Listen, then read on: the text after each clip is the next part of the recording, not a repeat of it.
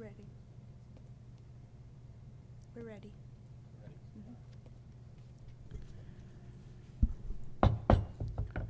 Good evening. I'd like to call the March 17, 2026 Planning Commission meeting to order. Please note this meeting is being hosted through live stream on the city website and by teleconference via Zoom. I would like to remind the planning commissioners to have their microphones turned on in position so that the audience can hear. Director Monique, may we have roll call, please?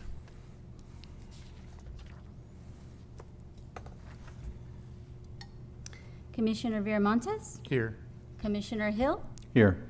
Vice Chair Worth, Here. Chair Beamsterfer. Here.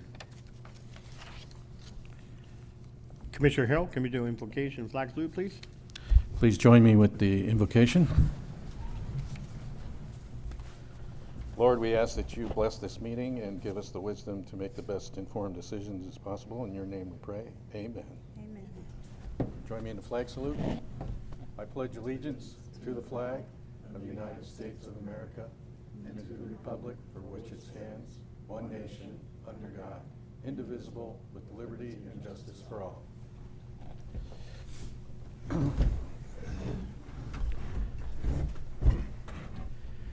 Agenda item number 4 is public comment periods for items not on the agenda. Are there any members of the public present that would like to comment on an item not on the agenda? No, Chair. And nobody on teleconference via Zoom? No. Okay. With that, we're going to move on to the approval of the minutes. Does the commission have any comments or corrections? No. I'm good. None. Okay. I have a motion. I motion to approve the minutes of Planning Commission meeting of March 3rd, 2026. Second.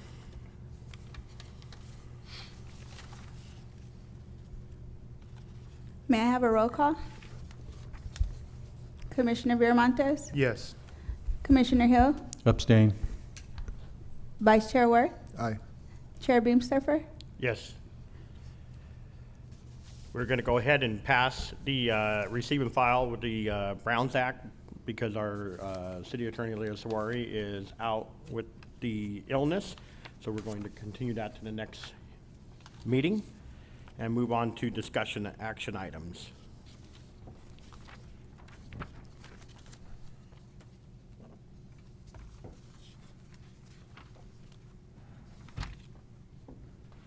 Okay, we have a presentation for discussion action item for our general plan annual progress.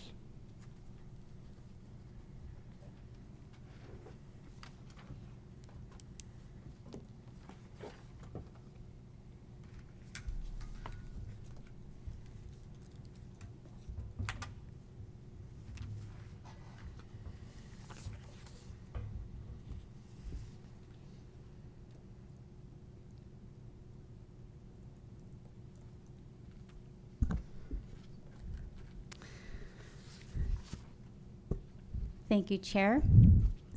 Members of the Planning Commission and the community, I'm Monique Alanis Flater.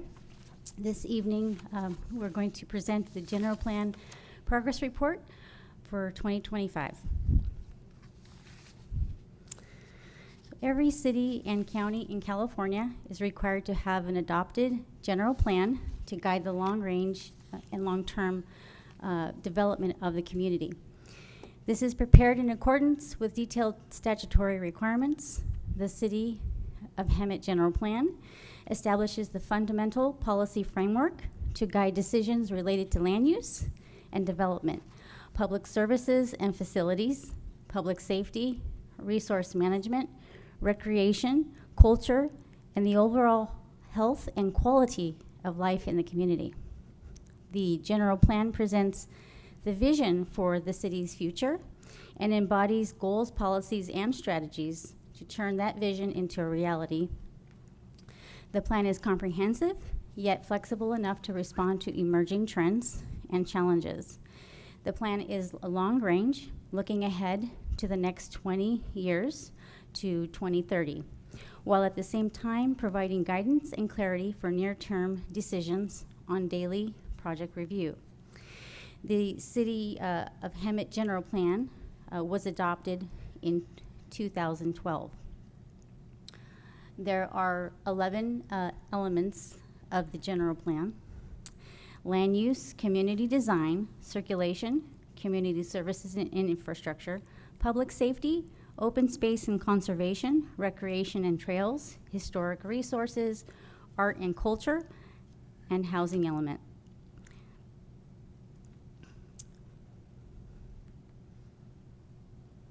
State law requires that cities submit an annual progress report on the general plan to the City Council and the Governor's Office of Planning and Research and the Housing and Community Development Department, HCD. The main purpose of a periodic review of the city's progress is in meeting its general plan vision to grant the City Council an opportunity to adjust or modify policies or approach and to ensure the city is meeting its stated goals. While the city has been submitting housing progress reports annually to the Housing and Community Development, we are also including this submittal to the Office of Planning and Research.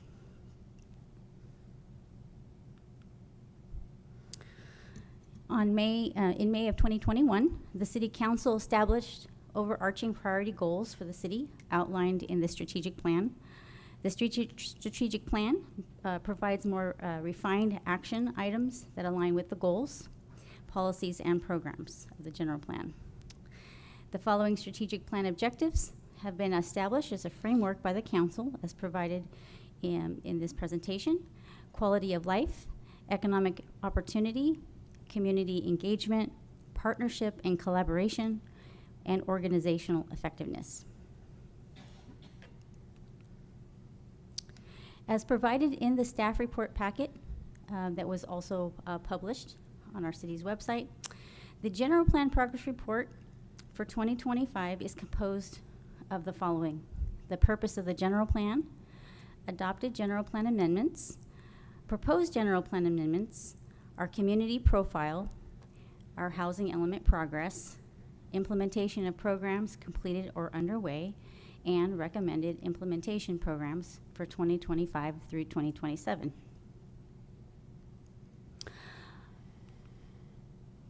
For some of the commissioners that were not with us during that time, over the last couple of years, we adopted our safety element. There was legislation in 2018, SB 1035. The intention behind that legislation was to identify new information relating to flood, fire, and other climate hazards not available during the previous revisions of our public safety element. That also included a climate vulnerability assessment that is also available on our city's community development planning page. Also adopted was the environmental justice element. In 2016, state passed Senate Bill 1000 to help improve air quality, food access, safe and sanitary homes, and public facilities equities in housing access, as well as promoting physical activity and active transportation, civic engagement, education growth, and preservation of culture. Also, in June of 2024, the California Department of Housing and Community Development certified the city's housing element for 2021 through 2029. The city must monitor and report on the results of these programs through the annual progress report submitted in accordance with Government Code 65400. As part of the regional housing needs that was assigned to the city for the period of 2021 to 2029, the progress that we've made over the past five years has been quite substantial. The graph provided before you here, it provides an illustrative snapshot of how many housing units the city built within those periods. The first column in gray is the 5th cycle period. So the planning period starts October 15th, 2021. So anything before then was identified just for informational purposes. And prior to in our 5th cycle, we constructed in that year 157 units.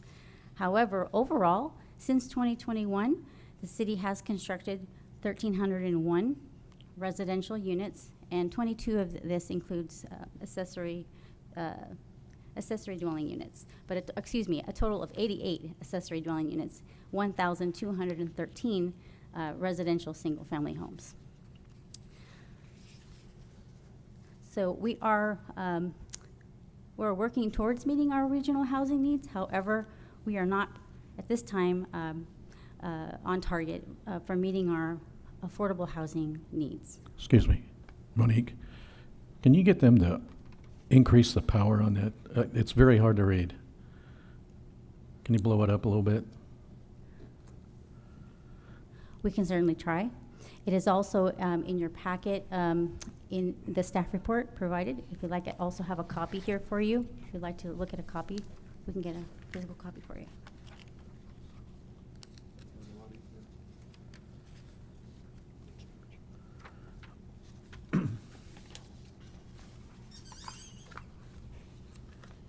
Yeah, the staff report's a little bit just as difficult to read. So if you don't mind, if I'm just going to go ahead and describe what those units are, if that's okay. Sure, go ahead. Okay. For 2021, we constructed 20 ADUs and 112 single-family homes. 2022, we constructed 28 ADUs and 321 single-family homes. 2023, we constructed 7 ADUs and 283 single family. So I'm going to go to the next slide because I think that's really what we need to look at a little bit better. And I can go back to this slide, but this provides a better illustration of the amount of growth that we've had in the past 5 years. This is the overall housing built, and as you can see that through the graph that we've had some increases. And there has been a cycle of construction. In 2025, we did see a bit of a drop, but we believe that's due to the current market conditions and the cost of construction as well as interest rates. However, the city of Hemet has been holding steady in their growth of residential construction. I'm going to go back to this slide just for context. In your staff report, in the housing element progress report, it also provides demographic information, very informative on where we are in terms of population growth, our household income, as well as where our population is working, what type of industries. Has an excellent snapshot of how we're growing and what our demographics are in the community. This slide represents the applications and housing entitlements in the pipeline. Currently, we have overall applications submitted for housing entitlements are 35 applications that we've processed. There are 5,120 residential units approved, and that was either through a tentative track map development, site development review, model home complex. Some of the commissioners may recall McSweeney Farms has received a lot of growth. We have a lot of growth on the west end in Rancho Diamante, on the western edge of the city along Warren and Mustang. We do have quite a bit of growth happening over there in the last few years, which is representative of that graphical illustration. We do have a total of 157 100% affordable units entitled that are working their way through. They had to go through their tax financing process, and they will be, we anticipate that they will launch construction by next year. They also have a phase 2 on the same property, which will be coming back to the Planning Commission for a phase 2 of a 50 additional affordable units. So total housing units that are approved and pending are 7,410 units, which has been an increase since last year.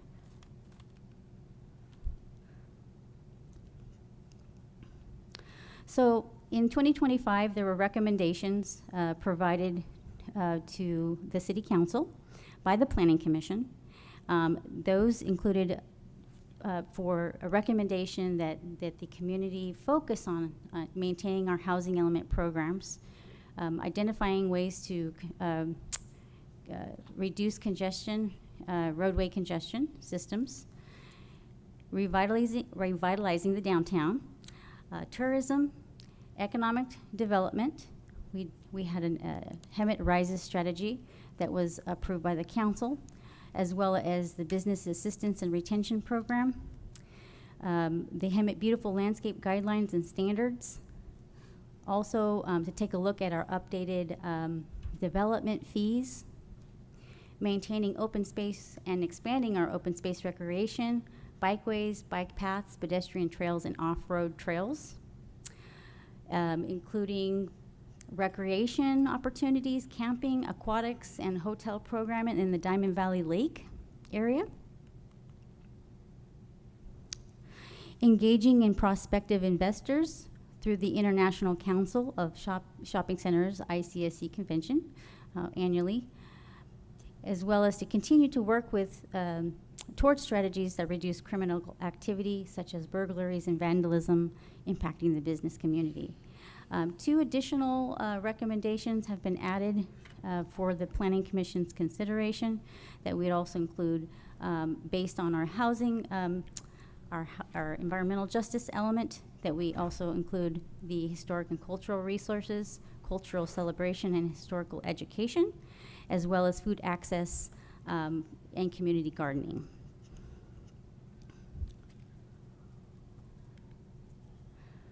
With that, it is respectfully recommended that the Planning Commission recommend approval of the 2025 General Plan Annual Progress Report to the City Council to be submitted to the Governor's Office of Planning and Research and the State Department of Housing and Community Development. This concludes my presentation. I'd be happy to Thanks answer for any that questions. presentation, Director Monique. Commissioner, do we have questions for staff? Yeah, I have a couple questions. On one of the graphs, it said estimated 24,500 employed new residents. Does that mean the jobs will be coming from the city or just employed in general? I believe it was under table 5. It says 24,500 new employed Hemet residents.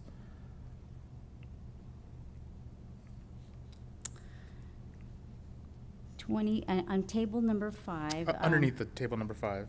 Okay, so on table number 5, we have a total of, and if there's a typo or a correction, I need to fix that.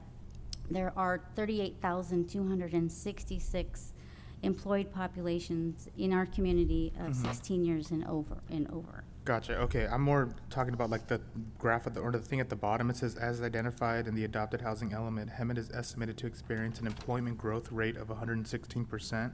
Yes. 24. Is that the city itself or Hemet residents just being employed elsewhere?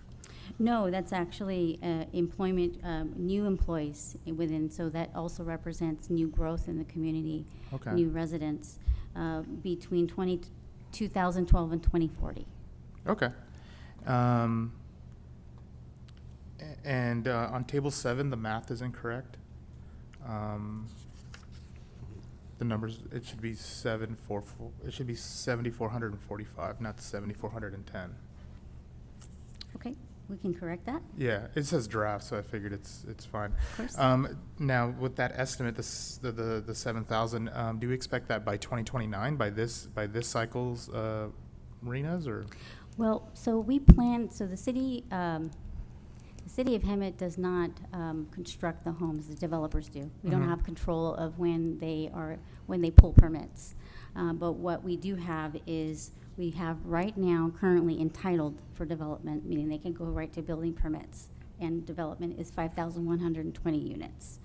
Of that, there are 2,083 residential units pending, and that's gonna be coming to the Planning Commission in the form of tentative parcel maps and tract maps. Okay. Okay. Thank you. I have no further questions. Hi, Monique. Thank you for that. Can we go back to the RENA table?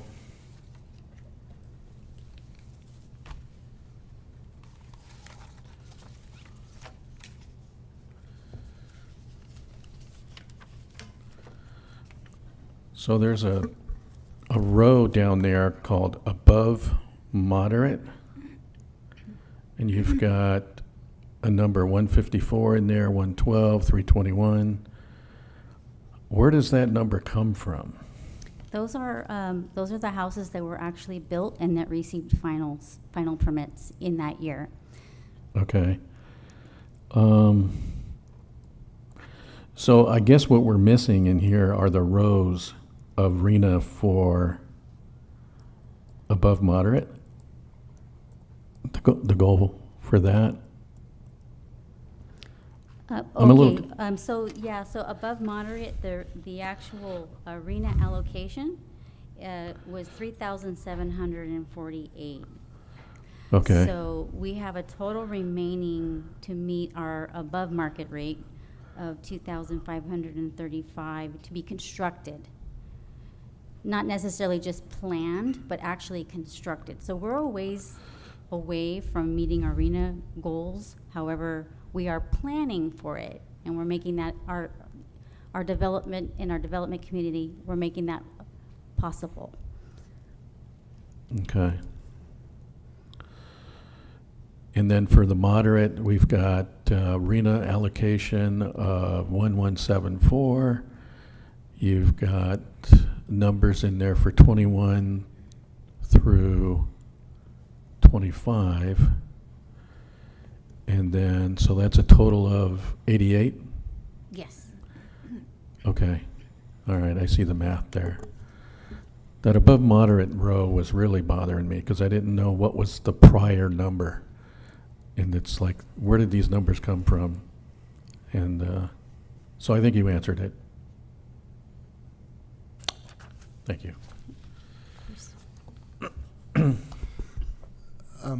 There's a math error on that one, on that same table for 2021 too. But can you go back to the slide, Monique, on Sure. the 14 or 15?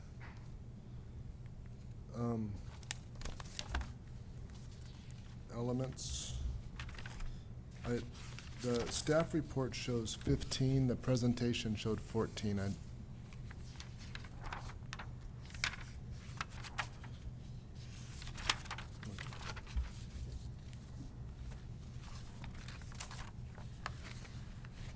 I wish I had my computer.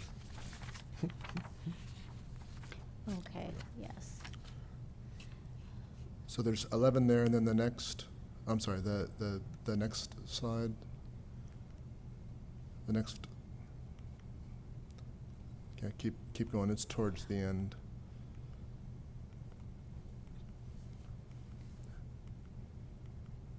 Yeah, there we go. So there's 10 there, and then the next slide.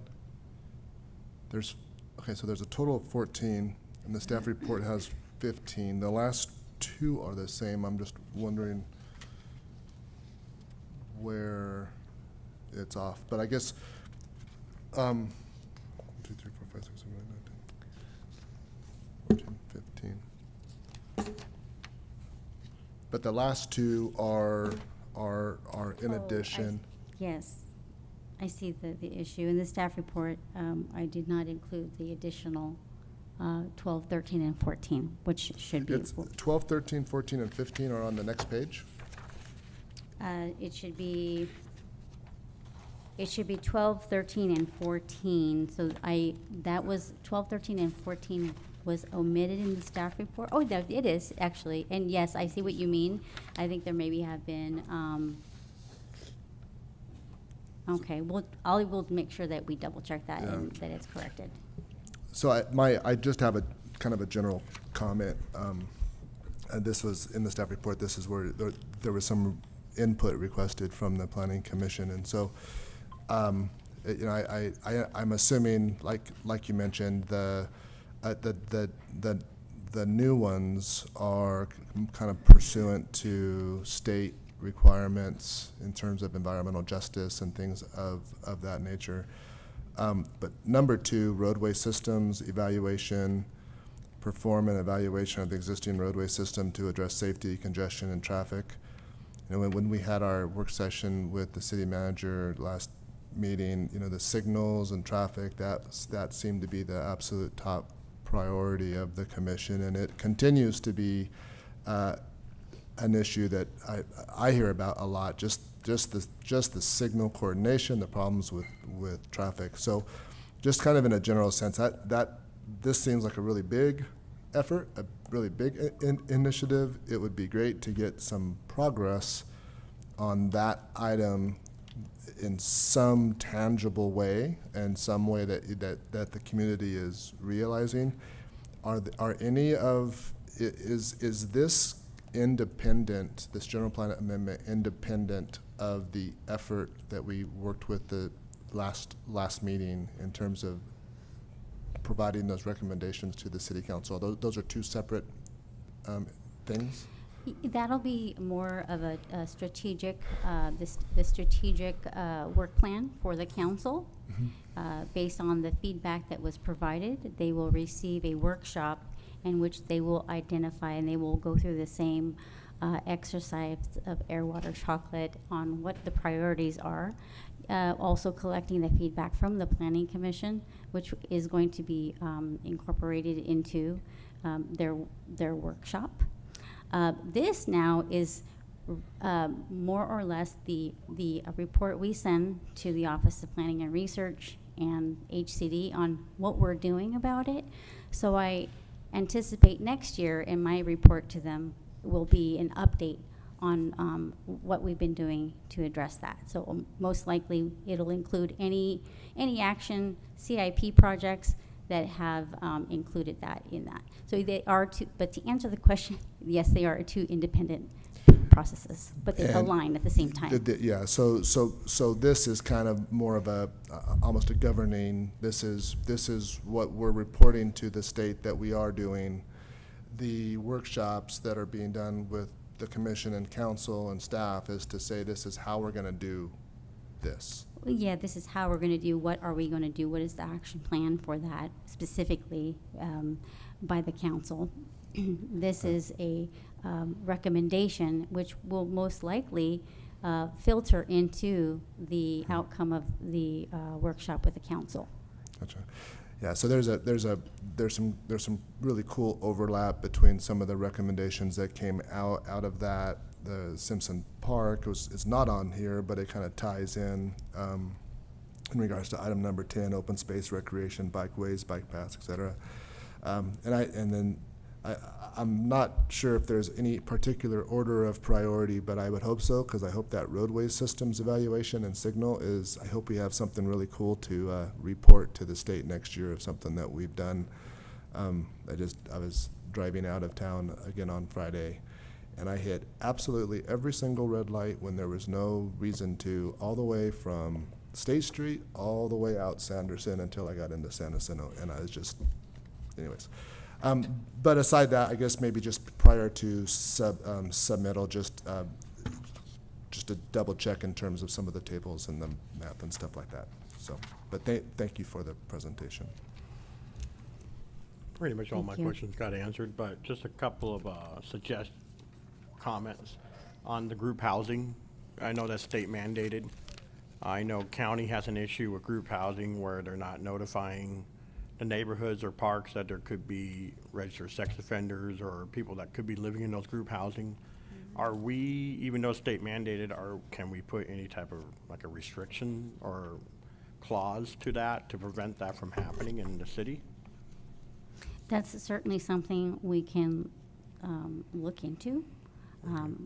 We would have to do the research on what are the state laws or what is the requirements for that. We could include that in as a report back to the Planning Commission on what are we doing in those situations, just for awareness. Okay, 'cause I know we really haven't seen that come to the table yet in about group housing, so I know it's obviously it's gonna be coming, so. Also, with the 12 million that we got from the county, well, not we, but Riverside County got for helping with the homelessness, and some of it is serving to him in San Jacinto Valley, do you know how much of that 12 million we received? That's an excellent question. Our Community Solutions Coordinator, Christian Tikas, could help respond to that question and look into it on how we're partnering with other agencies for that grant. But no, I do not know the exact amount that is allocated to the city. Okay. The other, basically the reading the numbers with the typos and what I kind of caught right off the bat, but I don't have any other questions for Director Monique. Commissioners, any more before I open up public hearing? Yeah, I have a go back. Gordon? Monique, I know this new climate vulnerability thing that we're reporting. Is there anything, I'm kind of curious what that is as far as what we're reporting. Are we reporting anything in that area? Yes, so there actually is a very there's a quite comprehensive report that was prepared as part of our safety element update. That is available on our community development page under the safety element and environmental justice element. The answer is it's getting hot. Yes. And that was prepared. It is on our city's website. But overall, we are seeing climate change, and that is present in the analysis that was prepared. Okay, I'll take a look at that. Thank you. Okay, well, thank you for that, Director Monique. With that, we're going to go ahead and open up public hearing. Are there any members present that would like to make a comment on this item? No, Chair. And on Zoom or teleconference? Nope. No. All right. With that, we're going to go ahead and close public hearing and direct this. Planning Commission's provided direction to staff. We don't need to. Can I have a recommendation from someone? Yeah, with the input received from the commission, I recommend that approval of the 2025 General Plan and Progress Report to the City Council and submit to the Governor's Office of Planning and Research and the State Department of Housing and Community Development. I'll second that. Can I get a roll call? Commissioner Viramontes? Yes. Commissioner Hill? Yes. Vice Chair Worth? Aye. Chair Beamsterfer? Yes. That passes 4-0. We will now move on to action item 8A for public hearing items. Can we have a presentation from staff?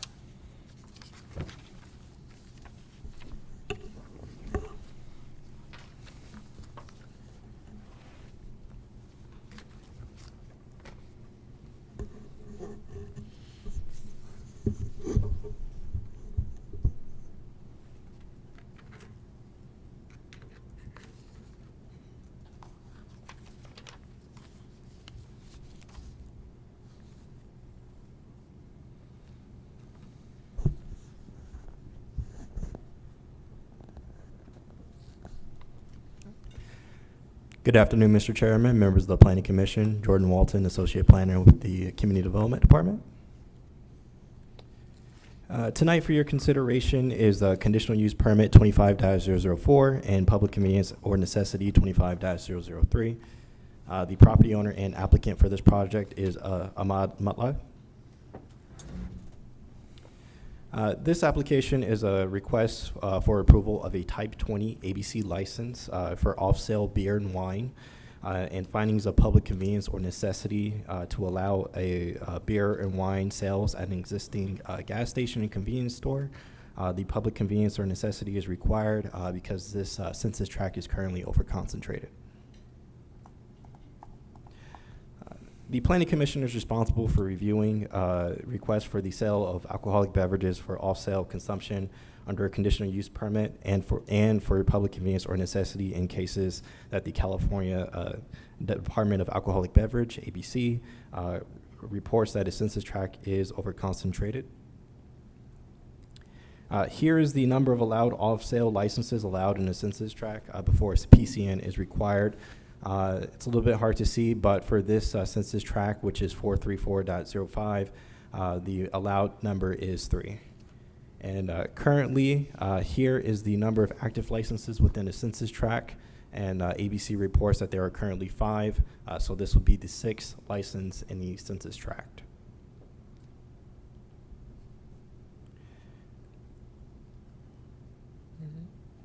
So here is a map of the active ABC licenses as well as the proposed. In the red is the application before you today, which is Palm Valley Mobile, and the other 5 locations all have active ABC licenses within the census tract, and the active licenses are either a Type 20 or a Type 21 license. Here's an aerial view of the project site. Surrounding land uses consist of an auto repair shop, a vacant lot, and a vacant commercial building, as well as a check cashing store. Here's the general plan land use map for this project. The project is designated community commercial. And then here is the zoning. It is designated general commercial C2 zoning, and it does allow for a alcohol sales at a convenience store subject to a conditional use permit.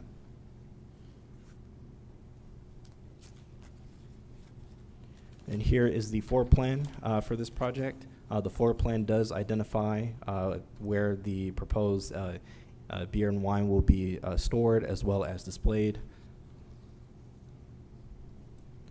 And then here are the required CUP findings for this project. These are the required alcohol sale findings. In addition to the regular CUP findings, our municipal code specifies that additional findings need to be made specifically for alcohol sales. And then here are the public convenience or necessity findings that is also outlined within our municipal code as well. So with respect to the project itself, staff evaluated the requirements within the municipal code and consulted with the Hemet Police Department for the review of this application. Staff had several concerns in relation to this project. This is stemming from the number of existing alcohol licenses located in the vicinity, which is currently at 5, as well as the Hemet Police Department reporting that the Hemet Police Department has had an overwhelming amount of calls for service within the census tract. And between a 2-year period, it was evaluated that there was 1,435 police calls for service within this project site and the surrounding area.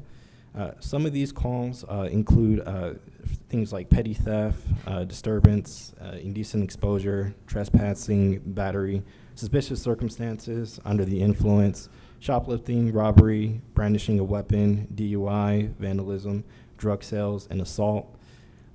Additionally, we also located a church within a 600-foot buffer area, which you can see here on this slide, marked in red.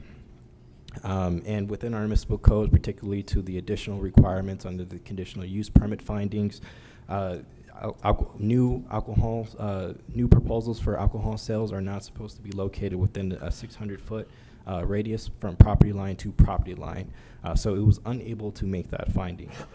In addition to the finding for the church, in these cases, staff found that there were several findings that we were unable to make for this project, and projects within the municipal code must make all the required findings under the sections that it applies for. In this case, we found several, so we were unable to recommend approval for this project. And then here, really quickly, this area marked in red is the study area that we identified the 1,435 calls for service within the census tract.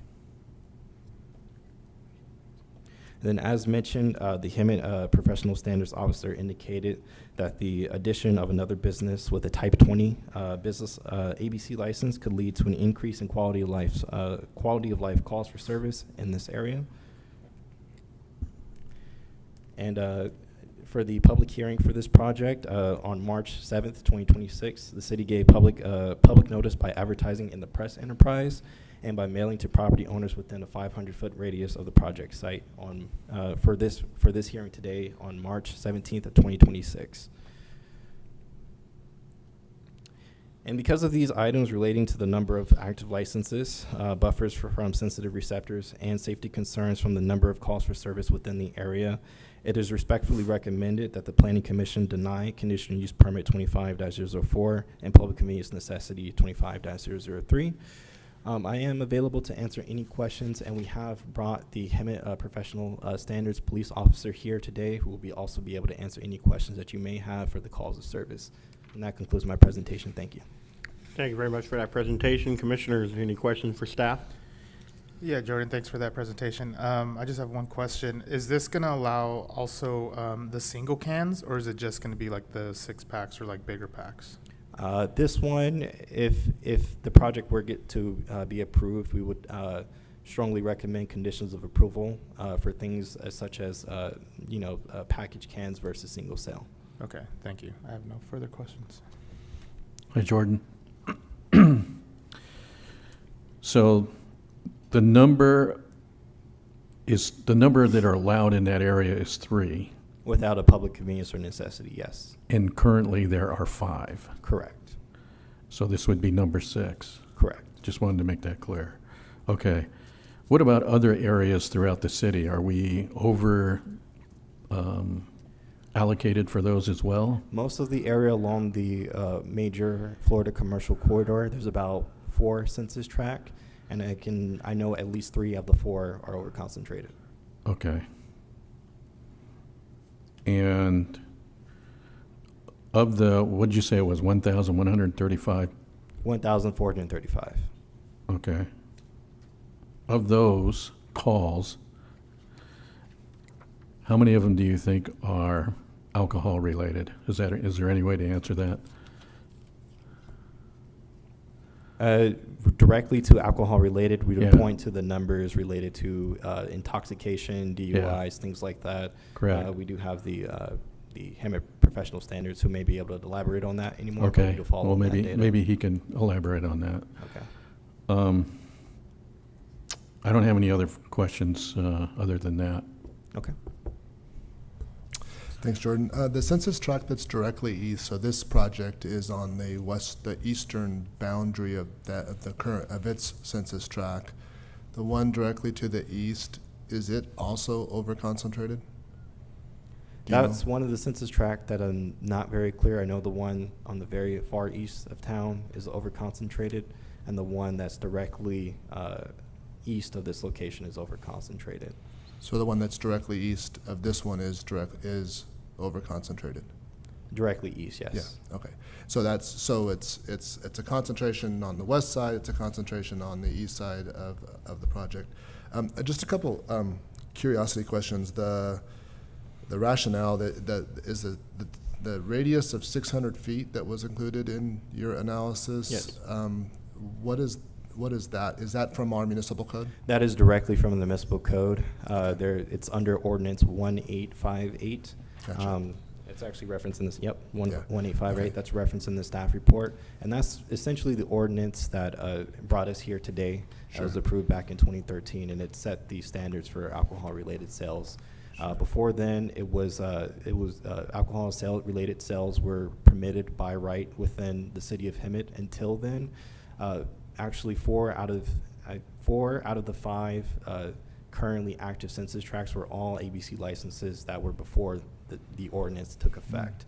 The 5th one had a license before the ordinance took effect, but it lost it for a temporary point in time because the building suffered fire damage, and it was able to receive its license back. Gotcha.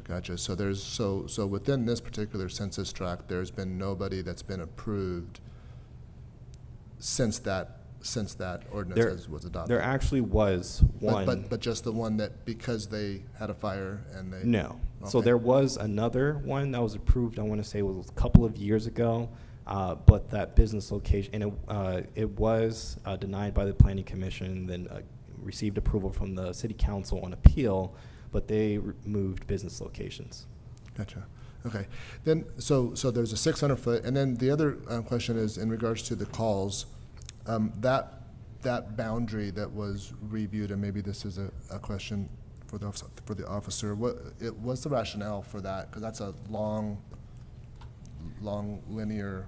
Is there a rationale? Is it like the direction of traffic, or is there any reason why it was that? Yeah, we can have Sergeant Gomez comment on that if he can provide any additional feedback on the kind of the radius. I believe kind of the rationale behind that was just trying to capture just the overall calls for service that they receive within a certain block of the city. Sure. Yeah. No, and we can get to that. And then the final thing I have is just kind of in general within the city, what would be criteria that would justify recommendation of approval for a public convenience or necessity? Yeah, that could be something that we looked at, I want to say about a year ago, off of the western end of town, El Centro corner. They were required to go through a public convenience or necessity.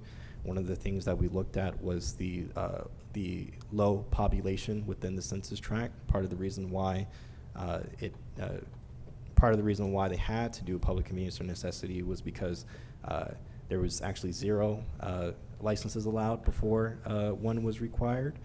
However, staff evaluated and looked at the general plan and saw that the western end of town was designated as a major corridor for commercial uses within the general plan. So that was one of the justifications for making the findings. And there were also one of the only convenience store location within that census tract that was applying for an ABC license. All of the other 2 licenses within that active census tract were big box retailers. Did you write all that down, or that's? No. Well, thank you. That's all I have. Just basically one question. It's more for Hemet Police, but it did mention in the 166 calls at that address in particular, 45 of them were shoplifting in general. Yes. And that's kind of a big number. That's a little over 1.5 per month of somebody stealing something out of that store that doesn't have alcohol in it. So that's kind of a big concern for me, that number could double, if not triple, because there's alcohol there. And so that's something that Hemet Police will be able to kind of follow up on. When it comes to Living Way Fellowship Church, how long have they been there? The Living Way Church has been there for, I want to say, about 13 years. There was another church prior that closed, I want to say, around 2014. So it's at least been used for a church use for the last 12 years. So did Planning Commission override when Walmart came into that location to have alcohol? Because we were looking. Walmart, typically a Walmart wouldn't qualify or wouldn't have to go through the conditional use permit process, because typically big box retailers are exempt within our municipal code. And for the ABC, I believe our municipal code specifies specifically that any retailer that sells alcohol that has less than 5% of their floor area dedicated to it and is 25,000 square feet or more does not have to apply for a conditional use permit. Interesting. Okay. Any other questions for staff? Okay, we'll go ahead and have Hemet Police Department representative come up.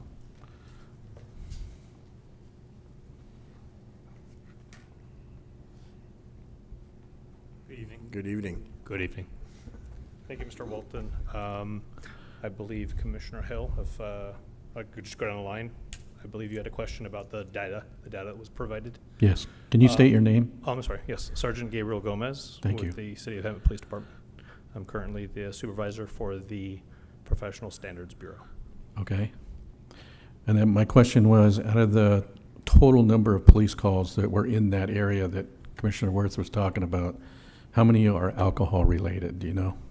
I couldn't speak, and I don't want to appear to be biased. You could condition them for assaults or batteries could potentially be involving alcohol, but along the lines of DUI or drunk in public, public nuisance, panhandling, the granular data would have to be broken down on a almost case-by-case basis. So I'd hate to make a biased decision on that. All right, let me ask this question then in a different way.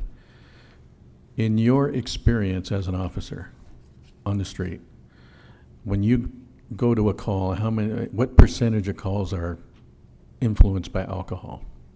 A vast majority are influenced by mental health or alcohol. Okay, thank you.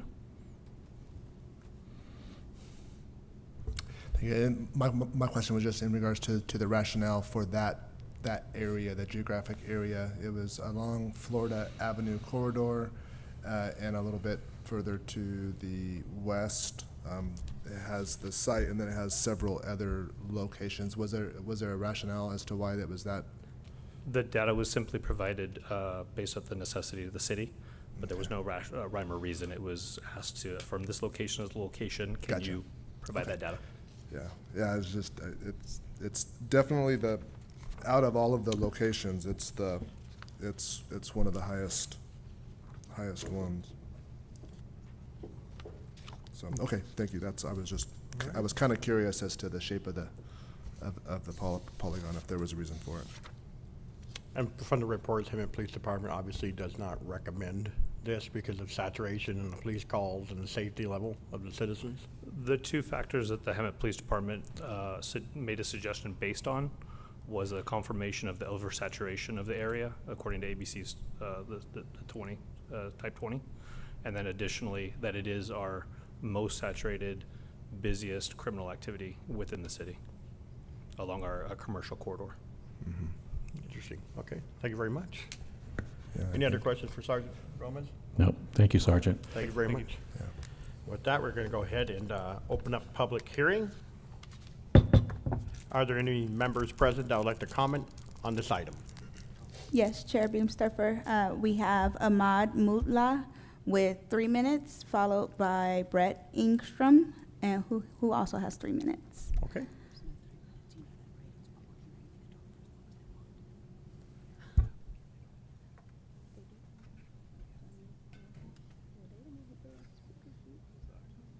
Correction, Chair.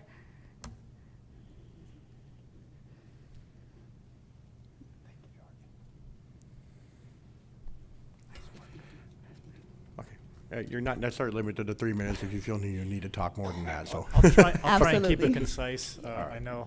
First off, I'd like to thank Jordan on a lot of work. Appreciate the detailed staff report and appreciate all his efforts.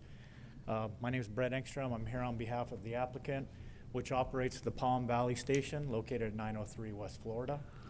As stated, we have a pending conditional use permit request to allow the sale of beer and wine for off-site consumption via Department of ABC 20 license. I would like to reiterate that the request is for beer and wine only. We are not requesting full alcohol. The applicant is both the business and property owner and has joined me this evening. He will be available to comment or answer questions as needed. Subject business is located at the intersection of Florida and Palm Avenue. The site is commercially zoned and located within the C2 General Commercial Zone. Nearby properties along Florida include a variety of services, retail, and restaurant uses. Excuse me. Business owners operated this location for nearly 40 years. He has other locations in the vicinity. I just found out he went to high school here. He's been in the area for 50+ years. I'll let him elaborate. Applicant has recently spent in excess of $1 million to improve and update the property. This expansion included expanded and upgraded fueling stations, improvements to the building, improved lighting and security, and the addition of a retail store. The result is a clean and modern operation. Part of the overall plan with the retail store was to include the sale of beer and wine. Beer and wine sales will not be the main focus of the operation, but is nonetheless an expected amenity in many updated service stations. The applicant's sale floor is approximately 727 square feet. They would agree to limit their beer and wine display to approximately 15 square feet, which is about 2% of their floor area. The desire to add beer and wine sales to their business is also in response to the request made by many of the business's patrons. They would prefer a convenient one-stop location for purchases instead of being forced to visit a second business to complete all their purchases. The applicant has a security camera system covering both the interior and exterior of the business. Cooler cases displaying beer and wine will be locked daily at the hour beer and wine sales are deemed to end. Also to be noted, the applicant has agreed to stop beer and wine sales at 11 p.m. daily. So this might help with any late night issues. The applicant and all employees will be required to attend a Department of ABC lead training program, which will instruct them on the responsible sale of beer and wine, including proper IDs and avoiding making sales to intoxicated or problematic individuals. The applicant would also readily agree to the operating standards established in the city's own alcohol sales performance criteria, which are included in the staff report.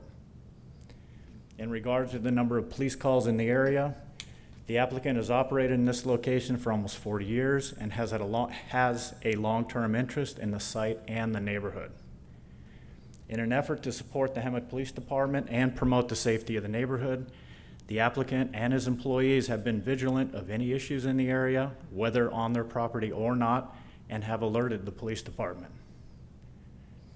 This well-intended participation has unfortunately led to a larger number of police calls in the area. So we believe the number of calls is not truly indicative of the situation around the subject site, and it would be unjust to penalize the applicant based on his efforts to improve the safety in the neighborhood. Excuse me. For example, I believe there are 1,000 calls for traffic stops. Out of 1,435 calls, 1,000 for traffic stops, which should not be attributed to our applicant. Sorry, my throat's very dry.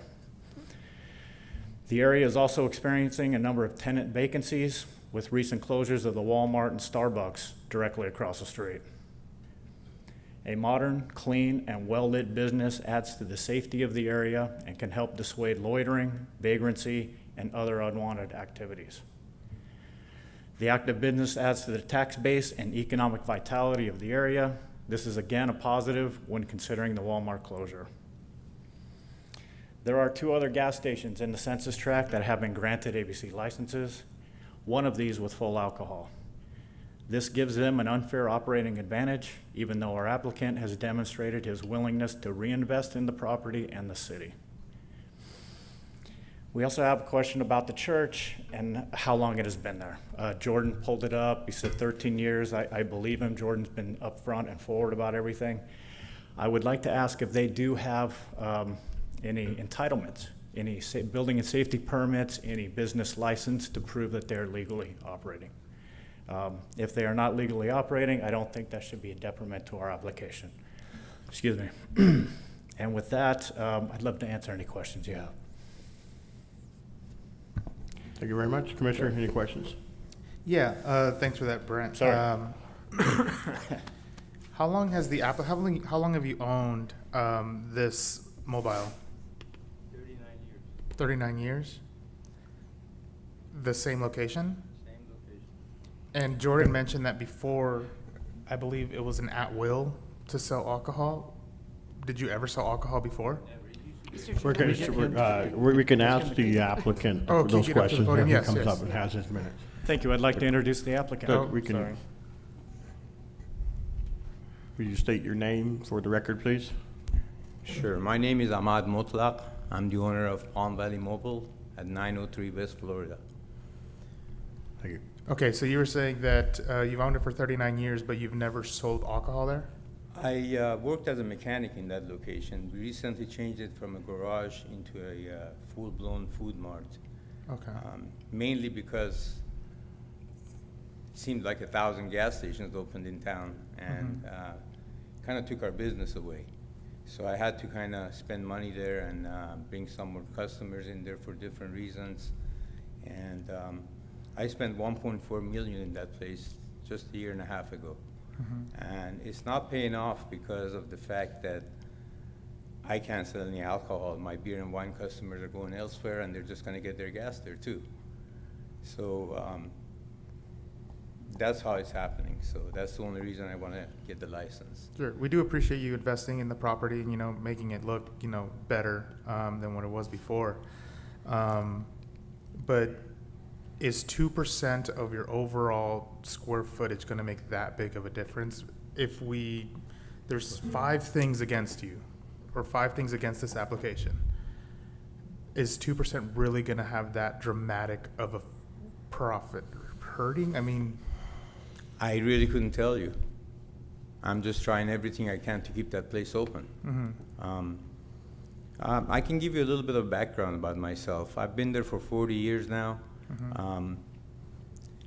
I operated that station from being a Chevron into a mobile and different contracts. I've dealt with other oil companies at other locations, Unocal, Shell stations. But that particular corner has been my gold mine ever since I started. And seeing it going down last couple of years because whether the electric cars are coming or we don't have enough population in Hemet or there's 150 off-brand gas stations all over the place, that's affecting my business. So I have to do everything I can to keep it going. This is what I'm facing right now. You got Soboba selling gas today for $4.44. That's 20 cents below my cost. There's no way I can compete with that. You got Walmart selling as close as they can to Soboba just to keep their customers from going elsewhere. I cannot compete with that. You got 18 gas stations on Florida Avenue from one end to the other end, and 13 of them are off-brands. That means they're buying 20 cents cheaper than what I'm paying. I'm the only one of, well, I have two of them, Exxon on Stanford too, which is not in the city. But I have the only 2 out of 5 gas stations on Florida Avenue that are branded, that have a logo on it, that has valuable gas in it. The rest of them are all, you know, they come directly from the refinery into their tanks. There's no value to it. So I have to be more expensive to be able to operate. And not being able to sell beer and wine, and I hear this every day from my customers. Do you have beer and wine? And my cashier says, oh, he's working on it. And when I don't see that customer again, I know he's gone somewhere else. So we're losing gas customers over this issue. And I'm not really into beer and wine sales. I really don't want to sell alcohol, but it seems like it's a necessity for me right now to keep this place going. Another thing, excuse me.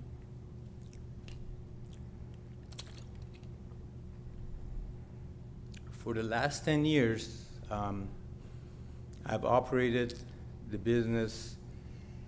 My main focal point has been not just the customers, my employees. I haven't had anybody quit my stations for years. I have guys that have worked for me for 30 years right now. I don't pay minimum wage at any of my locations. As a matter of fact, I don't even know what minimum wage is. So I'm trying to bring the standard up here to the employees, and you know, minimum wage is not a living wage. So I have to be able to make money to make these guys happy. This year has been the only year I haven't given anybody a raise, because I'm not making any money. So this is just a try to maybe keep my employees and not let them go. Because anywhere else you go in these liquor stores or the gas stations, you got a kiosk with a shield, one cashier in there, all the things are open, you can go in there, do whatever you want, nobody will stop you. At my stations, during the 8 to 11 hours that I'm proposing to sell beer and alcohol, or beer and wine, I have 2 people at least, sometimes 3 people working. So my payroll is through the roof. And I'm not willing to let these guys go. I have to do everything I can to keep them there, and I'm gonna do my best to keep them there. So, I have a question for Jordan. I thought you were my friend. But this is all I have to say, basically. You know, I've been there 39 years. I've been in the Valley for 50 years. I moved here when I was 16 years old. Everything I've done has been in this town. So I'm just requesting a favor from you guys to maybe look over what the gentleman said and what the ABC says, because I'm not really there to sell alcohol. I'm there for the convenience of my customers. This is not really an alcohol sales station. We're there just to keep our customers. And with that, that's all I have to say. Thank you for that. I have no further questions.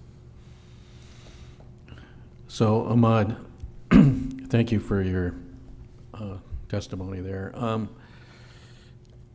People that have credit cards for your gas station, they come there just for the gas and really not the alcohol. I mean, I'm trying to get a sense of who your customers are. Are they mostly the credit card companies that hold a credit card for your corporation that come in to get gas? Or can you give me a percentage of We your? have about 30% cash customers and about 70% credit card customers. And And out of those people, maybe only 20% of them come into the store, Yeah, And what my concern is, and if one of my lady customers wants beer, for example, or wine, she's not gonna walk into one of those liquor stores down the street. Have you ever been to those liquor stores? You know Yeah. what they look like. yeah, I won't go in there in the daytime. So, and I'm not afraid of things. But my customers need to have that freedom to be able to pick up just that one item that they want to take home with them. They're not drinking it in the car, they're not taking it on the side of the street in the brown bag, you know, none of that stuff. And, you know, I don't think it's really a nuisance to the public, like the gentleman says, or Jordan says, because I keep that place very safe. I've been shot at protecting that place. I've been hit over the head with a rock once, protecting that place. I protect my employees to my death if I have to. And that's the only reason I want to keep this place going. Otherwise, I'd sell it and get out of town. There's no harm done there. You know, Okay. people are still looking for gas stations, they'll buy them. As a matter of fact, I just sold one down the street on Sanderson. You saw it turn from Mobile to G&M. Kind of an ugly place now, but that's what's gonna happen. If I sell my stations, the Mobile station is gonna turn into one of these off-brand gas stations. So, and it's not good for the town. So, okay, thank you.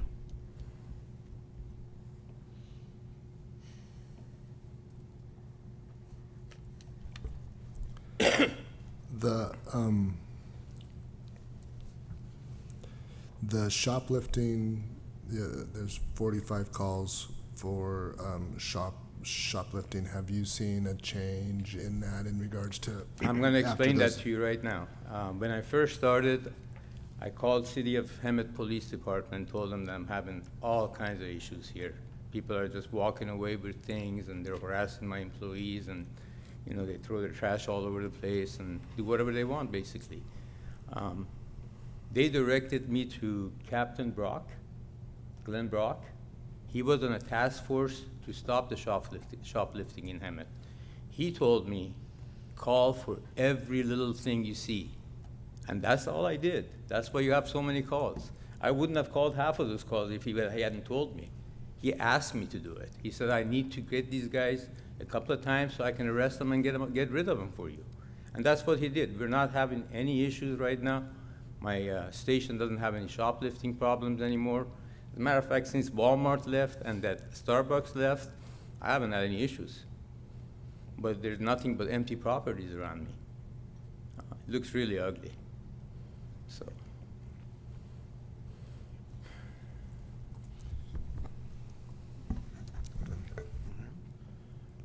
That kind of answered my question there with the shoplifting. I think I have more questions for staff, actually, more than anything, but I don't have any other questions. They all got answered up here.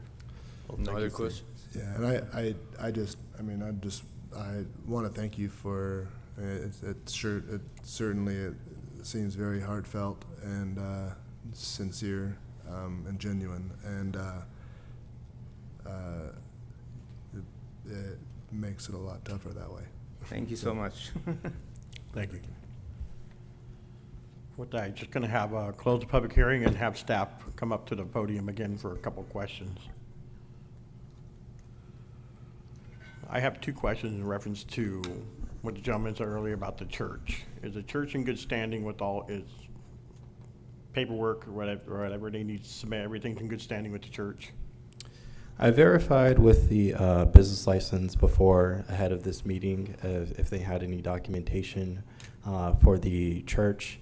They did say that they did have records of the church being there for many years, but I can, if you so choose, I can double check with the business license to see exactly which business license they have with the city currently. Okay, and then the other question is the applicant, when he did his $1.4 million renovation to that corner, did he meet all the standards, what he proposed, did everything, all the guidelines, everything was met, or is there anything that was not met? If I recall, they did get approval from the city for the construction of for the renovations that they did. I don't remember off the top of my head, Mr. Malek, maybe he can comment on this, but I think the only thing that is missing would be the trash enclosure in the R500B standard. Can you expand on that a little bit? Yeah, so we have a new trash enclosure standard that we have been bringing forward to you today for every meeting for I want to say about the past 1 or 2 years now. The city, as of January of this year, mandates that all projects meet the R500B standard for trash enclosures. Okay. We can give you a chance to come back up for a public hearing, but I just wanted to make sure everything was in good standing there. So the trash enclosure is the only thing that is an issue a little bit. Yes. Any other questions for staff before we go back to the public hearing? Is there any, going through that process with the city, was there any discussion with Ahmad during that process of what his ultimate plans were during that period of time? In other words, was any plans submitted showed, you know, a future beer and wine section? Was there any kind of,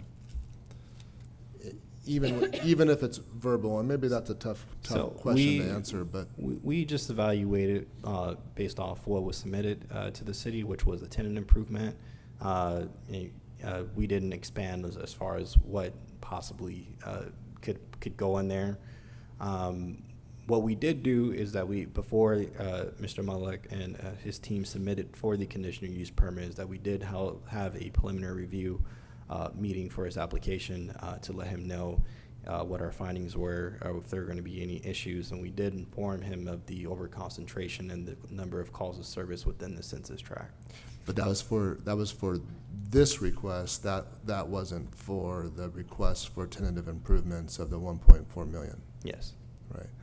And again, within any of those submittals or what was provided, was there any indication of what, like a site plan? You know, oftentimes they'll show a layout of where the register is and what's where. I guess my only thought is, was there any indication given to him during that process that this would be feasible, or was the city clear that this isn't a path that you can go down? Well, it's you know, when we look at a plan for a tenant improvement and they have a display on his application, we'll approve it for a display of, you know, any of the approved beverages that he could have. If you noted on the plans on the tenant improvement that this was also for the sale of beer and wine, then we would have notified the applicant, or any applicant who would have applied, that while the tenant improvement for the, you know, the convenience store is okay to proceed, the alcohol component will be on hold until Gotcha. you obtain a conditional use permit. Gotcha. So yeah, it's clear that that's a separate subsequent application process. Yes. Gotcha. Any other questions for staff? Nope. Okay. Do we want to open up a public hearing? Do you want to say something? Go ahead and approach the podium. We'll go ahead and open up and give you a chance. Jordan mentioned about the trash enclosure. My trash is not open. It's closed. You have a brick wall all the way around it. I'm not sure what you're talking about. Can you elaborate on that? Yeah, I don't have an image, but I'll describe what the trash enclosure standards are supposed to look like. It's a double gate with recycling and trash. There's a roof, enclosed roof, and an enclosed structure so that people can't throw their trash over. So if I'm recalling, if he meets the requirements, we can add it. If you were so choose to approve the project with conditions, we would recommend that would be added as a condition. And if the site already qualifies for it, then the condition is just there. Okay. All right. Thank you very much. That's basically it, I guess. Okay. Well, thank you very much. We're going to go ahead and close it. Commissioners? Comments, corrections? What do you think? Are we up for discussion here? We're in discussion. Yeah, this is a tough one. You know, we want to be very supportive of the businesses in town. One of the concerns that I have is that the allocation is 3 in this zone, there's already 5. There is an unfair advantage with these 2 other facilities that have, that are above the allocation. And, you know, it's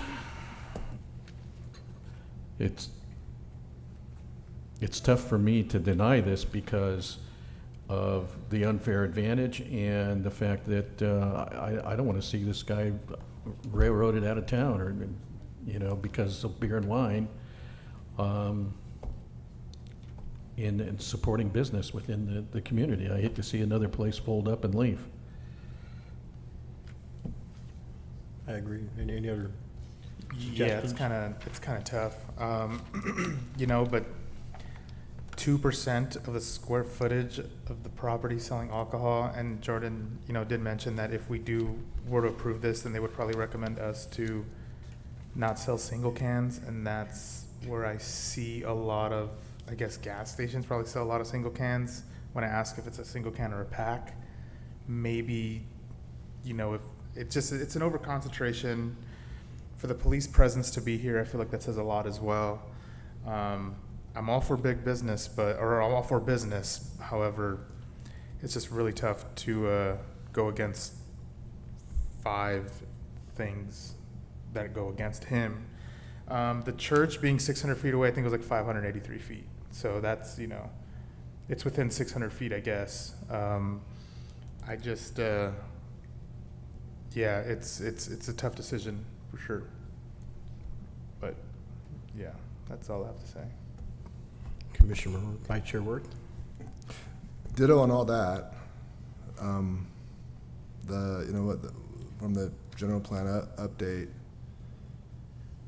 one of the items is continue to work towards strategies that reduce criminal activities such as burglaries and vandalism impacting the business community.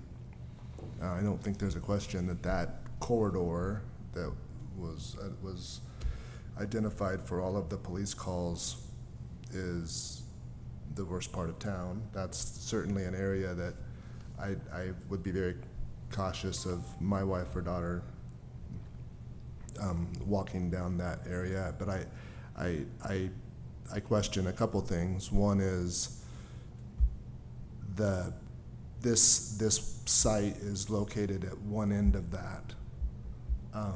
that area, and if you go further to the west, you get into a lot of other really bad areas, and there's no question that's kind of the problem area of our city. I wonder which would be better, and I'd be interested to hear your input on this. If is a empty building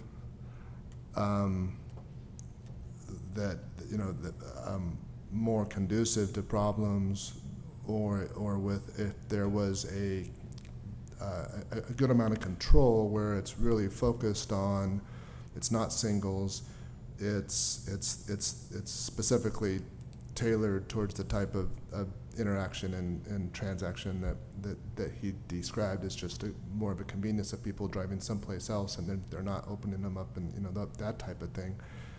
Is there a balance point there somewhere to have more places like Walmart that's vacant, more opportunities for transients, more opportunities for people to not get the police called on them, and versus having something that's targeted towards a particular type of customer that is well managed, well supported. And I'd really be interested if you had any thoughts on that one way or the other. I think he mentioned too, the applicant, is when Walmart closed and Starbucks closed, a lot of the transients in his area did slow down significantly. But now he has empty spaces there, which is, not good either. We want business. But I don't know, if we can reopen a public hearing, have the police come up. Reopen it, if we allow the police officer to speak, we could reopen it to see if he has any. Okay. Did you want to come and answer that? We're going to reopen it for you to. Hello again. Yes, so Commissioner Worth, to kind of answer your prior question about the justification of the west to east, you have two service stations that are going east, so it's just a matter of, I mean, they run along that main corridor. To answer the question about the vacant properties, it does present a problem because now, in a perfect world, yes, we would like to believe that people are picking up point of sale beverage and taking them home and turning on Netflix. That's not what's occurring out there. What's occurring is whether it's a single can or a six-pack, that six-pack or that single can is being taken either by theft or by purchase, and then those vacant locations are housing. Everybody knows that absentee or vacant properties, nobody's watching them per se, so that presents a good habitat, one would say. So there's that factor. The other factor I'd like to point out is I can appreciate the commerce and the relationship that Captain Brock worked with to try and find this solution. However, I have pulled the data for this new time frame to match last year's, and it's up 17%. So that's not quite represented with the transient population not having activity, et cetera, et cetera. I can pull that data if it needs to be brought back as well. I think to, you know, the fact that you're here represent, you know, it illustrates the position, but it's just it's an interesting, to me it's an interesting, I mean that area is bad. We all know it's bad, and it's bad for probably a lot of reasons, and you know, whether or not adding a couple more feet of beer and wine sales would make it worse or better or affect it, trying to balance that with kind of the freedom to the support for business to try to make a business. And so having your perspective on that, especially hearing the testimony here this evening, and at least the rationale employed to say this is why it's being done, and so is that, and maybe it has no factor in your consideration and your recommendation, because it's one of data, one of facts, not one of what could be's. Right, and the applicant and I specifically have had good dialogue over the last year and a half in this process.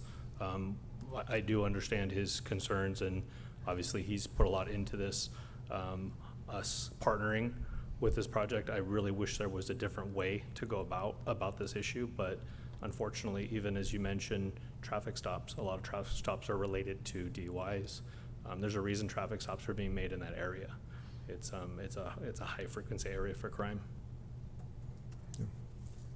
And I do appreciate it. I do. We spoke a little bit about, you know, feeling kind of like the Hemet Police Department requested partnership and more involvement, but just because the phone calls are being made or not made doesn't mean those crimes are not being committed. It just means they're being reported or not reported. We can't manufacture that data. Yeah, I think this one is less than 10% of the 1,400, or it's about 10% of the 1,400 calls in that area, and so there's obviously a lot of activity. You guys are pretty busy along that stretch, but okay. I hope that helped. Just complicates it more. All right, thank you very much. We're going to close public hearing. I'd like to comment on that. Oh, reopen public hearing. Having comment? Sorry about that. Sorry. I wanted to elaborate on the closure of Walmart and the Starbucks and the ice cream shop. Starbucks closed their dining room because they couldn't keep the homeless out. And then they finally decided to shut the whole place down because the homeless were just taking their business outside. Walmart closed because they couldn't stop the shoplifters. I'm not sure how two big corporations just give up that easily and leave when a small businessman standing there protecting that corner against all of this. And there has to be something to be said about that I'm still standing there. and these guys just left. So these big corporations get their beer and wine license, like you said, because they're big, and they just take off anytime they want. What good are they doing for you guys? Versus me. So another thing is that church you're talking about, I've never seen a single car in their parking lot. I pass by there every day. Every day I look at it. There's never anybody there. I think it's just a tax scam. That's all it is. So using that against me for that place, I don't think it's right. So that's all I gotta say. Thank you. Okay, with that, we're gonna go ahead and close the public hearing and go back to discussion again, I'm sorry, and then we'll just stick with discussions. What I think is just what Commissioner Hill said is he's been there 40 years, so he's been a long time business owner here in the valley. Walmart would have been 6 if they were still there. This will be number 7 if they tried. And with Walmart being gone, it goes to 5, back to 6 if this was approved. So for me, that number really doesn't change because Walmart just closed, and that drops the number down 1. It's a tough one. It's a tough one because this is not a new business that we can say easily no to because of saturation. This is a long-term business partner that's been with the city of Hemet and contributed to the city of Hemet for a long time. And 2% of the floor space. My concern is the shoplifting, as I mentioned before. That's 45. I think that will double easily. But there again, you know, when it comes to shoplifting, that's on the owner. If they can't keep an eye on the customers walking and stealing as well. But this is not a new business, and this is where I'm stuck. Yeah. What do you guys think? Well, I told you what I think. I mean, this is a tough decision. I agree that the crime, that's a crime corridor, and you need to do everything you can to suppress it. But at the same time, I don't want to see a business owner close up and leave. Yeah. And if this can help him make the difference in margin that he needs to stay, then, like you said, number 6, I don't see the harm in number 6, given that there's 5 already and there's a distinct advantage to the other 2 that are there above the 3. If we were at 3 allocations and 3 businesses there, I would say, okay, we're there. There's no unfair advantage. You know, I think it would be unfortunate, but we would, you know, I'm thinking that, you know, that's where we set it. So what are we doing to these 2 that are over the allocation? How are we monitoring and fixing that problem? We're not. And that's an issue for me. So adding another one be adding to the problem? Well, is it really a big problem? I don't know. I mean, there are other areas that you could buy alcohol and commit crimes. I mean, just because this guy is denied doesn't mean that these calls are not going to come in. They're still going to come in. Yeah. And I think that's where I was kind of going with my questioning too, is like, what's the cause? And, you know, alcohol is possibly a symptom as well as a cause of what the problem is. Like you said, the majority of calls are related to mental illness and alcohol, and I was like, which one comes first? But what I'm struggling with personally is 2 things. 2 weeks ago, we had a work session with our city manager. We identified a lot of different priorities for the city. I personally reached out to neighbors and friends, and I got some input on some ideas, and one of the things that kept coming back was I don't feel safe walking around town, and I want to just be able to go shopping, and so public safety was a huge concern to a couple people.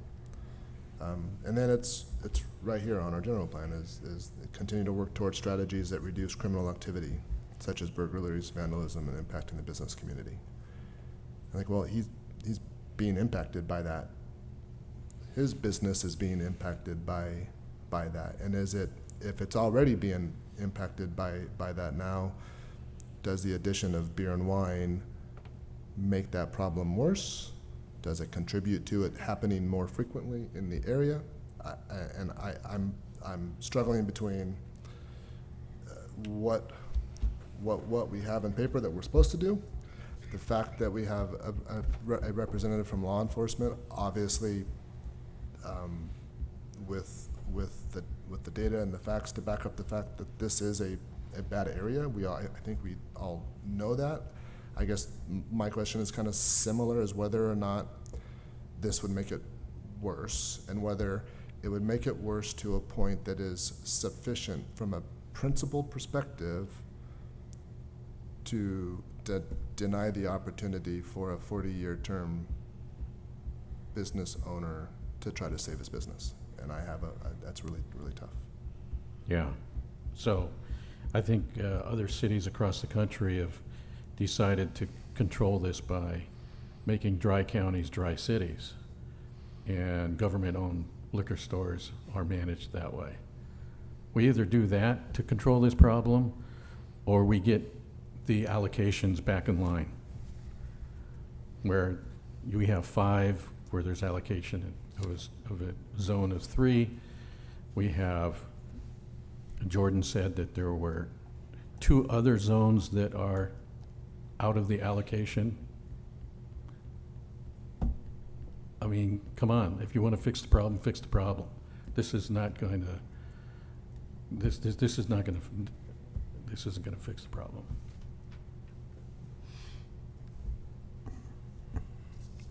Does anyone want to make a motion to what is presented and vote upon that? Well, I have a question. Go ahead, Monique. Yeah, so, Chair, depending on which direction the commission wishes to pursue in this application, we do have to make sure that the findings are made in the affirmative on all of the findings that were identified and outlined in the Hemet Municipal Code. If there are findings that could not be made in this current application and current presentation, current resolution provided, we would have to come back with findings to support the project. There also may be the necessity to include a variance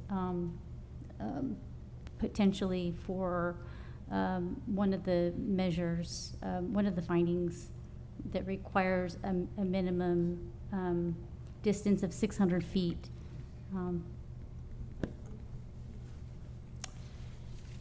Let me clarify real quick. So depending on the commission's desire, we could go ahead and close the public hearing, and you definitely, take action. The only thing is that we would bring back a resolution of approval with proper findings, that what we've heard, from tonight's meeting, because the only resolution before you right now is a resolution for denial with proposed findings for denial. I would talk to the community development director. I'm not so sure that this project will qualify for a variance, so you and I could chat about that offline. But if the commission were inclined to approve the project, we would just need to come back with a resolution with proper findings. Yeah, I don't, there's nothing here to approve relative to, so, but I think what I personally am feeling is that maybe there's some more questions in regards to the findings that are presented here that can provide an opportunity for staff to work with the applicant and maybe answer some of the questions like the church and some other things that are part of those findings. Is it 600 feet? That's an interesting, it's probably worth exploring that a little bit. I would also be very interested, if there was maybe other means and methods with working with the police department to help address the broader issue there. Maybe there's some additional partnerships, some additional cameras, something else that would maybe provide a benefit to the larger area in terms of law enforcement. And I don't know what exists there, but I guess my thought is to send it back to staff to look at it, to verify the findings that are in the report and to see if there is something that would be available to change or to modify the position from the police department. And if not, it's not, but. We can, in this process, we can always request a continuance and come back with an approval or a denial option with what's being discussed, what's being said, that we can look further into it with staff and continue it and come back with an option A or option B, approved or denied, instead of the original proposal. Why are we not taking a vote on this? No, but we don't have to vote. No, I know mean, that, we can but- deny this and Yeah. make a motion to Yeah. continue it. Yeah, Just to continue. okay. Just be continued, don't have to make a motion to deny this, but make a motion to continue. So, so the planning commission could go ahead and continue this item to the next, in a couple weeks and not make a decision today, but actually continue the entire public hearing to a date certain, which would be in whatever your next planning commission is. And in the packet, direct staff to provide both a proposed resolution of denial and a proposed resolution of approval, right? Because the findings that are currently in, if that's something that's directed, the findings are only proposed, right? These are proposed findings by staff. The person, entity, who ultimately makes those findings is the body itself. So these are proposed findings. It seems like staff definitely had, a resolution of denial. Many cities, not many, a few cities, I should say, that I've worked with in the past have included both resolution of denial and resolution of approval, and provided kind of the option for the planning commission to make those findings and to include possibly other findings. If that is something that the planning commission desires, it could continue the entire item, and the staff can, take a stab at both resolution of approval and resolution of denial to ultimately come before this body. Okay. I mean, that sounds reasonable. I'd like to make a motion to continue the item to allow staff to present us a proposal of denial or approval to the next, would it be able to be in the next following planning commission meeting, or? And is that enough time? Yeah, we would want to work with staff to prepare those. It may take a little bit of time, but the next planning commission meeting is April 7th. April what day? April 7th. 7th. Is that enough time for what, I would suggest we give it maybe a little more time, just to give staff. Yeah, I'd like to just make sure with staff, if that's sufficient time, then we could prepare the report with the revised findings. Okay, so So would this be continued then? I'm a little confused, to April 7th? April 7th. With a proposal or denial of the application. Well, I'll second it if it needs to be seconded. Proposed denial of what? No, with the continue to approval or April denial. 7th with a option for approval or denial. Correct. Okay, thank you. And I missed For that. April specific 7th. findings. Can we clarify the motion? So we're making a motion to continue the item to April 7th meeting and have the city present us with the issues the questions we have, a proposal or a denial of the application. And who was our second? Yeah, Commissioner Hill? I seconded it. Thank you.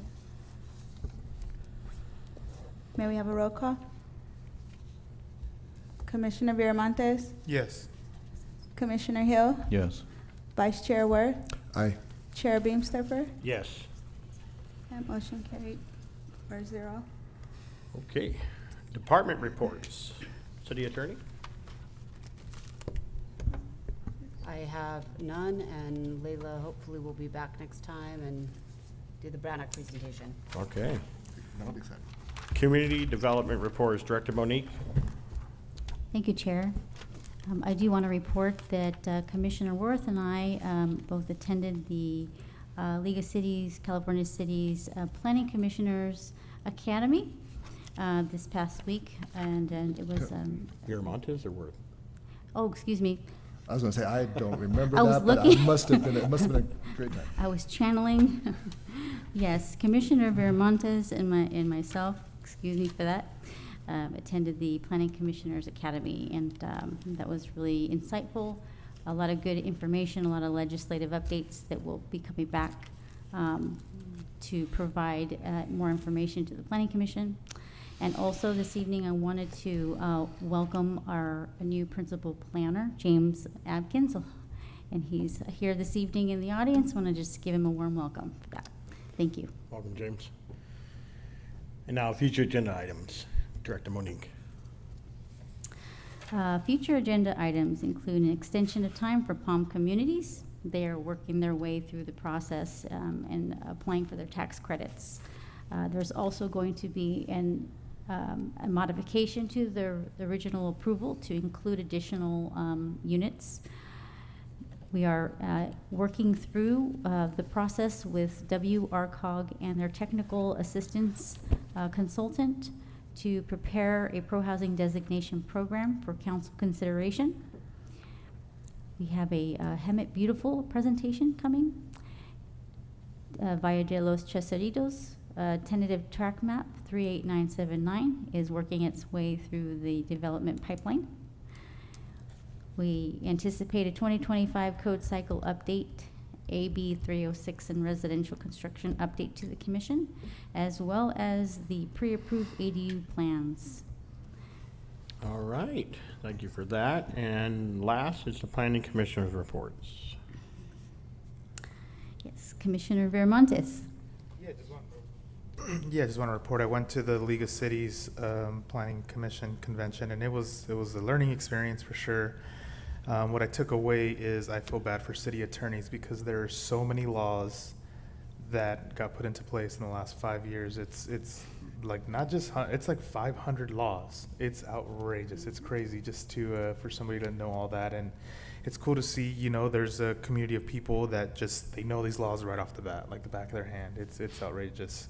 But other than that, it was a good meeting, a great learning experience, and I thank the city for allowing me to go and experience that. That's it. Thank you. Commissioner Hill. I have nothing to report, thanks. Thank you. Vice Chair Worth. Following the city council's denial of the New and Simpson project, you know, as kind of those, speaking of laws and some of the warehouse impacts, I forget the bill on that one, but I hope that if that project comes back through again, that it's maybe re-envisioned a little bit to take into consideration some of the input from the community.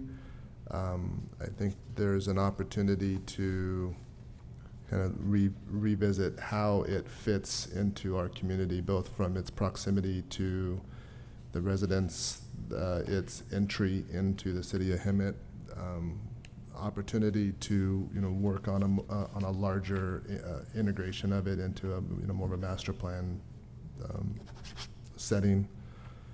And so hopefully, if it does come back through, it'll come through that process and maybe spend some time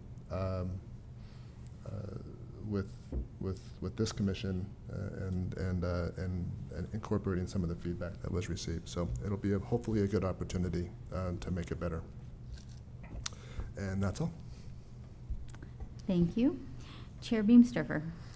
Well, Stetson between Buena Vista and Santa Fe looks very nice now. Nicely paved. They just painted the lines here, so it's nice to take a smooth road on Stetson in that little area. It's needed work for a long time. I was at that little over 6 hour meeting at the Planning Commission the City Council had last week. This room was full, and then at the end, council, the three decided 2 no and 1 yes. So. Also, they presented a new branding of Hemet, which was exciting to see all the different options and ideas that they have for our branding, and I like it. I hope to see that on the streets of what they're presenting. And for the end of the month, I love Hemet, I heart Hemet, is on March 28th. It's at hemetca.gov from 10 a.m. to noon. If you want to help clean up the community, they're going to be focusing, I'm not sure where at that event, but last time they were at Stetson and State, so they've been helping with cleaning up the community as well. So if you're interested, join hemetca.gov. And with there being no further business to discuss, this meeting is adjourned to the next regular planning commission meeting scheduled for April 7th, 2026 at 6 p.m.